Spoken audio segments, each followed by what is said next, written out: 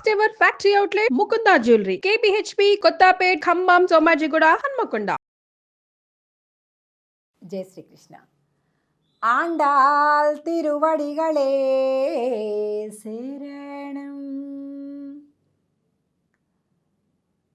వడివడిగా నడుచుకుంటూ 18వ పాసురంలోకి వచ్చేసాం. 18 అనగానే చాలా మంచి శుభకరమైనటువంటి సంఖ్య అని కూడా మనం అనుకుంటూ ఉంటాం కదా.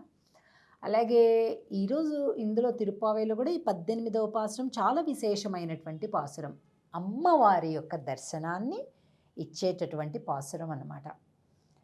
అమ్మవారి యొక్క రూపం, అమ్మవారి యొక్క గాజుల చప్పుడు, ఇలాగ అన్నీ మనకి ఈ పాసురంలో అమ్మవారి యొక్క నడక ఇవన్నీ కూడా ఉంటాయన్నమాట.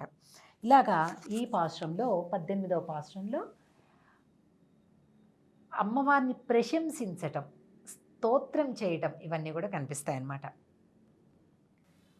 ఉందు మదగళిత్తన్ ఓడాద తోళ్వలియన్ నందగోపాలన్ మరుమகளே நப்பின்னாய் கந்தம் கமஜும் குழலி கடதிருவாய் வந்தெங்கும் கோழியழைத்தனகான் மாதவி பந்தல் மேல் பல்கால் குயிலினங்கள் கூவினகான் பந்தார் விரலி உன் மைத்துனன் பேர் பாடா செந்தாமரை கையால் சீரார் வளையொலிப்பா வந்து திரவாய்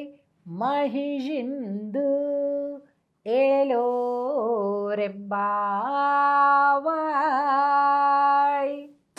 అమ్మా, ఎంత గొప్పదానివి తల్లి. అసలు శ్రీకృష్ణుడు ఈ భూమి మీద అవతరించటానికి కల కారణమే నువ్వు. ఈవిడని చేపట్టటానికి ఈవిడ తల్లి యొక్క తమ్ముడి కూతురండి. యశోద తమ్ముడి పేరేంటంటే కుంభుడు.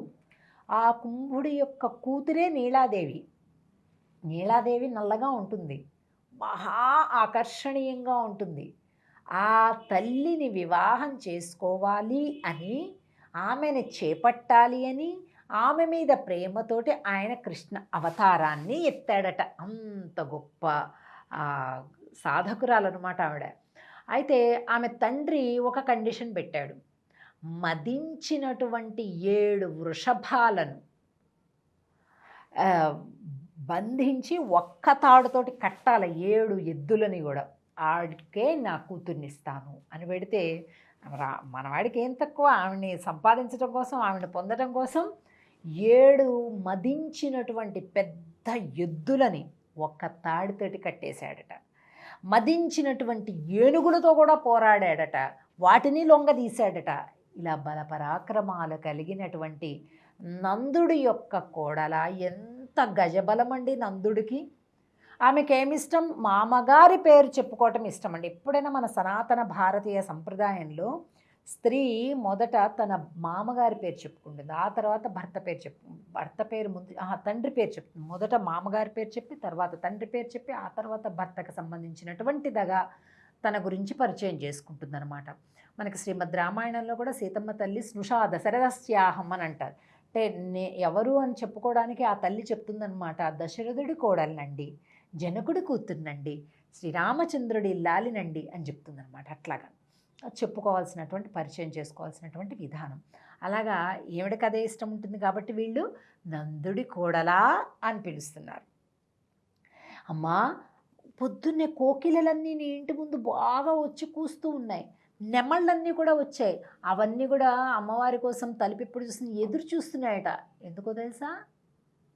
నెమలికి నడకలు నేర్పిస్తుందట అమ్మవారు, కోకిలకి కూజిత రాగాలు నేర్పిస్తుందట, సంగీతం నేర్పిస్తుందట. అంటే దాని అర్థం ఏంటి? అసలు అవి కూడా అమ్మ దగ్గరకు వచ్చి నేర్చుకునేలాగా ఉన్నదన్నమాట అమ్మవారు అని అర్థం అన్నమాట. అట్లా అలాగే உந்துமதகளித்தனோடாத தோல்வலியன் நந்தகோபாலன் மருமகளேன பின்னை கந்தம் கமஜம் குஷலி కడతిరువాయ్ వందెంగుం కోశియ చైతనగాన్. నీ ఇంటి ముందుండేటటువంటి ఆ మాధవి పందిరి మీద అన్ని కోకిలలు కూస్తున్నాయి. నీ అందమైన చేతులతోటి రామ్మ అని పిలుస్తున్నారు. సీరార్ వళయులిప్ప, నీ చేతులు గలగలలాడాలి, గాజులన్నీ కూడా గలగల శబ్దం చేస్తూ వచ్చి నువ్వు ద్వారం తీయాలి అని చెప్తున్నారన్నమాట. ఈ పాసురానికి ఒక వైలక్షణ్యం ఉంది. ఇది విశేష పాసురం అవడమే కాకుండా భగవద్ రామానుజుల వారు విశిష్టాద్వైత సిద్ధాంత ప్రచారకులైనటువంటి వారు శ్రీ భగవద్ రామానుజుల వారు నిరంతరం ఇదే పాసురం, ఇదే ఎక్కువ తిరుప్పావైన మొత్తం అంతా అట్లా మననం చేసుకుంటూ భిక్షాటం చేస్తున్నారట. అప్పట్లో సన్యాసులు అంటే ఒక్కొక్క ఇంటికి వెళ్ళి భిక్షాటం చేసేటటువంటి వాళ్ళు అనమాట. అలా భిక్ష తీసుకున్న ఆహారమే వాళ్ళు తీసుకోవాలన్నమాట. ఇంకా తర్వాత అనేక రకాల కాలానుగుణంగా జరిగినటువంటి మార్పులు బట్టి పెద్దలు అలా కాదు, ఇలాగ భిక్ష ఒక శిష్యుడితోటే చేయించుకొని స్వీకరించవచ్చు అనే సిద్ధాంతాన్ని మార్చారన్నమాట. కానీ ఆ సమయంలో ఇంటింటికి వెళ్ళి తీసుకునేవాళ్ళు. ఆ సమయంలో వీరు భిక్షాటం చేసే సమయంలో అత్తుడాయమ్మ అని గురువుగారి కూతురు, ఆవిడ లోపల నుంచి భిక్ష తీసుకొని వస్తుందట. ఆ గాజుల చప్పుడు ఇట్లా వస్తుందన్నమాట. ఆవిడ నడుస్తుంటే కాళ్ళ కడియాల చప్పుడు, కాళ్ళ గాజుల చప్పుడు అయితే అదే సమయంలో భగవద్ రామానుజుల వారు ఈ పాసురం చదువుతూ ఉన్నారంట. చదువుతూ ఇక్కడ సీరార్ వళయలిప్ప ఇలాంటి పదం అంటే గాజులు గలగలంటూ ఈ శబ్దము అక్కడ నిజంగా శబ్దం వినిపిస్తుంటే సాక్షాత్ ఆండాలే వచ్చేసింది అనేటటువంటి ఒక భావన పరాకాష్ఠకు చెంది ఆవిడ తలుపు తీయగానే మొత్తం సాష్టాంగ పడిపోయి ఆమె పాదాలు పట్టుకున్నారట. సాక్షాత్ ఆండాళ్ళుగా భావన చేశారట. అలాగా ఈ పాసురం భగవద్ రామానుజుల వారు అలాంటి ఒక అనుభూతిని చెందినటువంటి వారు కాబట్టి ఈ పాశ్రంలోని ఈ దృశ్యాన్ని బట్టి భగవద్ రామానుజుల వారికి ఏమని పేరు వచ్చింది? తిరుప్పావై జీయర్.